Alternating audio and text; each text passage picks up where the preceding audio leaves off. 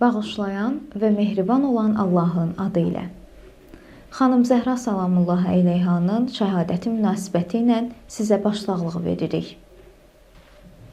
Əhl-i-Beytin ilk şəhidi olan Həzrəti Zəhra salamullahi əleyha atası Peyğəmbərin vəfatından 75 və ya 95 gün sonra şəhadətə yetişib. O, öz barəsində gizli saxlanılmasını vəsiyyət eləməklə bəşəriyyətə mesaj ünvanlayıb. Bu mesaj hər kəsi düşündürür və kimi düşündürürsə, o şəxs o İzzətdə xanımın həyatını mütaliə edib araşdırır. Bu araşdırmanın faydası isə xanım Zəhra salamullahi əleyhanın ilahi məqamını, fəzilətini və ötürdüyü mesajı anlamağa yardımcı olur. Əsas məqamlardan biri də şəhadətinə qədər ağrılardan əziyyət çəkən xanım Zəhra salamullahi əleyhanın öz barəsində belə buyurmasıdır.